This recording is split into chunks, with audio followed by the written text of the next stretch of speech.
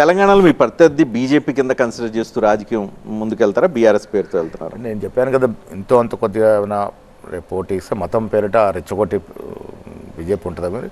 BRS party నాకు తెలుసు మీకు థ్రెట్ బీజేపీతో, బీఆర్ఎస్తో కాదు. ఎన్నికల నాటికి కొంతమంది బీజేపీకి, కొంతమంది కాంగ్రెస్ చూస్తూ ఉన్నారు. బీఆర్ఎస్ పార్టీ కాంగ్రెస్ నుంచి అటు ఇటు వెళ్ళకుండా బీఆర్ఎస్ పార్టీ ఖాళీ అయిపోతుంది. ఈ తగాదాలు ప్రజలు కూడా అర్థం చేసుకుంటారు. ఏం చేశారని మళ్ళీ ఇంకోసారి తీసుకొస్తారు వాళ్ళని.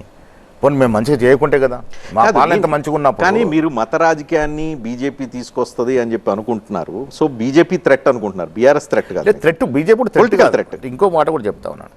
మేము ఎందుకు మరొకసారి 2-3 టర్మ్లు వస్తామని చెప్తా ఉన్నామంటే, తెలంగాణలో భౌగోళికంగా ఈ కాస్ట్ కన్ఫిగరేషన్ ఉందో ఆ దృష్ట్యా బీజేపీ పార్టీ ఈ రాష్ట్రంలో రావడం అనేది కల్లా 1-2-3 పార్లమెంట్లో కొంత ప్రాబల్యం అప్పటికప్పుడు పెట్టి మతాన్ని రెచ్చగొట్టి తెచ్చుకున్న ఓట్లు తప్ప వాళ్ళేదో ఉద్ధరిస్తారని.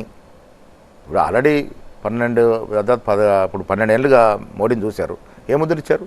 భవిష్యత్తులో ఈ 5 ఏళ్ల పాలనలో రేవంత్ రెడ్డి గారు ముఖ్యమంత్రిగా మేము ఇవ్వాల్సింది డెఫినెట్గా ఇచ్చి తీరుతాం.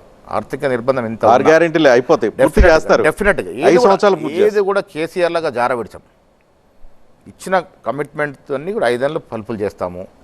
శబాషి కొట్టించుకొని మళ్ళీ మంచి మెజార్టీతో కాంగ్రెస్ 2028 మీదే డెఫినెట్గా.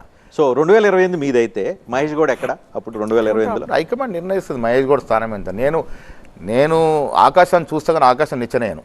సో పెద్ద కుర్చీ కోసం ఏం ఆలోచన నేను గ్రౌండ్లో ఉండి నడిచే మనిషిని. బీసీ చాలామంది బీసీ ముఖ్యమంత్రి అంటే మహేష్ గౌడ్ అయితేనే ఉన్నారు. అది కాదు నా కాన్సెప్ట్.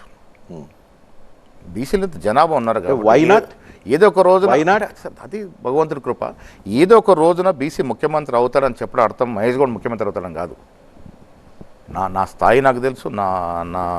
స్థాయిలో ముఖ్యమంత్రి హోదా వచ్చే రోజున వచ్చేది ఉంటే వస్తుంది, అది వేరు. బట్ అంటే మనము గ్రౌండ్ని ఎరిగి నడవాలనేది నా చిన్నప్పుడు. నేను ఎన్ఎస్ఐ జిల్లా అధ్యక్షున్నా, రాష్ట్ర అధ్యక్షున్నా, గ్రౌండ్ ఎప్పుడు వదిలి నడవలే. సో ఆ దశగా పోదాము. డెఫినెట్గా మళ్ళీ నా కోరిక ఏంటంటే కాంగ్రెస్ హయాంలో ఈ రాష్ట్రానికి బీసీ ముఖ్యమంత్రి వస్తాడు. వచ్చే రోజున డెఫినెట్గా వస్తాడు.